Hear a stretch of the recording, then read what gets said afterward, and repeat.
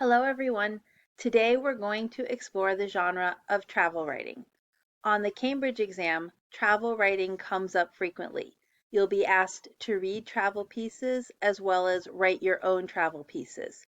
In fact, since the Cambridge exam changed in 2021, every year travel writing has appeared in some form on the test.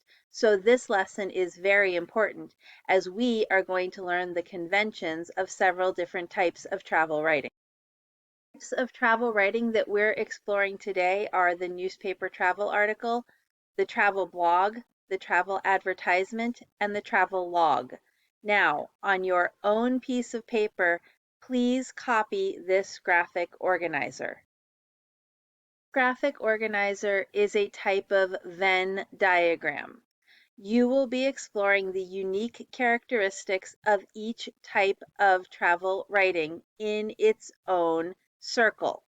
Then, in the middle circle, you will be writing down the characteristics that are true of all types of travel writing. This is the assignment that you will complete and submit for this lesson, lesson number 25. Let's get started. Here on step 2 in lesson 25, you are going to find an article that we're going to read, Solitude, Serenity, and Salt. It is a newspaper travel article, meaning that it would appear in the travel section of a newspaper on the weekends.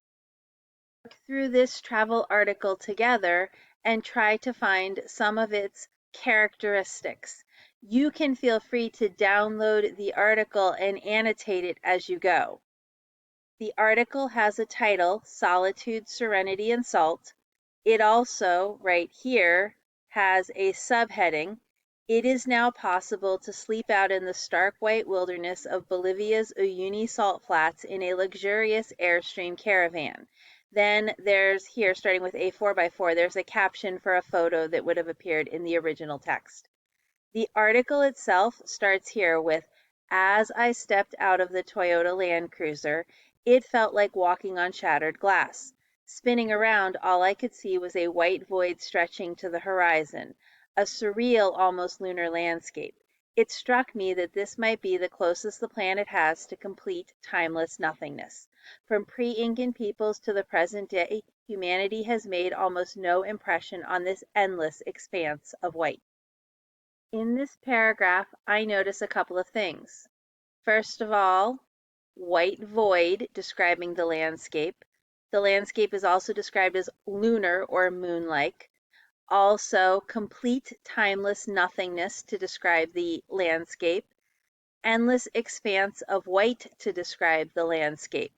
Can a landscape literally be a void? Can it be nothing? Can it be endless? No, these are a certain device. What device is the author using here to describe the landscape? The author is using a metaphor to describe the landscape. So I'm just going to make a comment about that off to the side, that he's using a metaphor, and that metaphor seems to make the landscape seem almost otherworldly. So if I were writing a text analysis, I would have my point, my quotes, and my comment. Let's keep reading. Covering some 4,000 square miles at an altitude of 3,650 meters, the Salar de Uyuni in Bolivia is the world's largest salt flat. It has long been a popular destination for backpackers who come and stay in the handful of basic hotels around its perimeter and make day excursions out into the salty desert. Now, though, travelers can stay right in the middle of mesmerizing emptiness, camping out in a shiny Airstream caravan. So I'm just going to note that it's 4,000 square miles at an altitude of 3,650 meters. That information seems like some facts that we're getting in addition to our imagery describing the landscape. Also, it seems to me that we are talking about a specific travel experience here of being able to stay in a shiny Airstream trailer. At this point, let's pop back to our Venn diagram, which looks a bit like a flower, so I may call it a flower for here now. I noticed that in my newspaper travel article, there is a lot of imagery. So right here, I am going to write that there's a lot of imagery. I also noticed that there's facts and data. So I'm also going to include that there's quite a bit of facts and data. Those seem to me to be characteristics of a newspaper travel article. Let's keep reading. Trips have been created by Darius Morgan, a local tour operator and hotelier who has imported 3 25-foot-long Airstream safari caravans from the U.S. so guests can view the bizarre landscape in glorious solitude. Now you can pay for the indulgence of being completely alone. You feel as if you actually own time and space, he told me when I flew down from La Paz earlier this month to be his first guest. So here I notice we have some, what's that called? Yep, direct speech.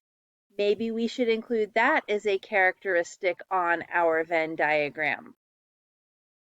The hour-long flight landed at the recently opened airstrip outside the unattractive mining town of Uyuni.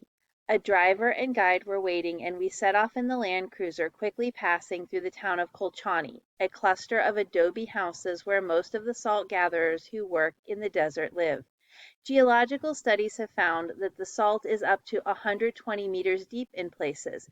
In total, the salar contains an estimated 10 billion tons, of which 25 tons are extracted annually. I'm going to notice a couple of things in here. First of all, I notice there's 10 billion tons of salt in this salt flat and 25,000 tons taken out annually. I highlighted that in blue because that seems to be the color that I'm using for facts and data. But why include this particular fact and data set? Well, I'm going to make a comment on that. It seems to me that the author wants me to know the size of this salar, this salt flat. So from this, I'm getting the sense of the size. It's really big. Also, if I look at the beginning of this paragraph, there's an hour-long flight. I'm talking about in first person, it's we, but first person. The driver is there waiting for me. We drive to Colchani and we meet some of the people who work there. So I notice that here we have a bit of a narrative going on. Please add that to your characteristics as well. There's a narrative thread that runs through all travel articles. So you have narrative thread interwoven with facts and data and quite a bit of imagery. That's a characteristic of a newspaper travel article. Why don't you read the next couple of paragraphs and see what you can add to your Venn diagram? So you're reading these parts. Notice that the narrative thread keeps up pretty much throughout. We're talking about driving through this area. I also notice that there's quite a bit of imagery about what the salt flats look like when in different weather. And again, that contributes to the otherworldly look because no matter what the weather or time of day, my house looks like my house, but this place looks different depending on the weather or time of day. The narrative thread continues. We have some, what's it called? Direct speech. But I also noticed that there's a whole lot of proper nouns indicating places. Since travel is about visiting different places, I'm not surprised that that would be a characteristic I also want to include. Now I'd like you to read the next couple of sections. Pause the video, read the next couple of paragraphs. Of course, the thing that jumps out to me is this long list of items that's in the Airstream trailer. That's quite a bit of things to have in the middle of the desert. It seems to me we're using a list here, also a common characteristic, and that list seems to really be focused on the luxury of the experience. Notice also they had llama steak and red wine for dinner. That seems very luxurious as well, as does the fact that you have a personal chef. Read the rest of the piece and add some more characteristics to your Venn diagram. Point, you've read the entire newspaper travel article, so you have several characteristics of a newspaper travel article here on your Venn diagram. Now we're going to look at individually a travel blog, some travel logs, travel advertisement, and you're going to try to find the individual characteristics for each of those, as well as the characteristics that all travel writing has in common. Can you think of anything from here that you're pretty sure all travel articles have in common that you could already include in the middle of your Venn diagram?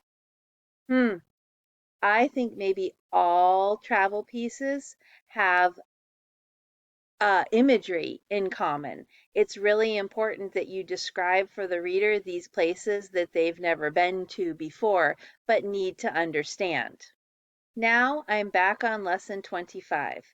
You are going to work with a partner, and you're going to, with your partner, look at a couple of examples of travel logs. You're going to look at the travel blog and a couple of examples of travel advertisements. And from these examples that you take a look at, you are going to try to fill in the characteristics of the different forms of travel writing. What do you notice as characteristics of each of the pieces? You have here a couple of things guiding you to help you understand what to look for in each of the pieces, such as the point of view of each of the pieces. Travel articles, like we've already read, tend to be in first person point of view. I wonder about travel logs and travel blogs and travel advertisements. So you are going to look at these, and by the way, each of these pieces comes from previous Cambridge exams. You can see that travel writing occurs frequently on Cambridge exams, and you are going to complete your four-way Venn diagram. When you are done, you are going to take a photo of your completed four-way Venn diagram that you completed on paper, and you are going to upload that photo to this assignment number 25 on Canvas. Don't throw away your original Venn diagram. The Venn diagram that you created on paper, you are going to keep with the genre characteristics in your folder. Here you have the characteristics of 4 different kinds of travel writing. Thank you for your hard work on this assignment. I appreciate it. Have a good day.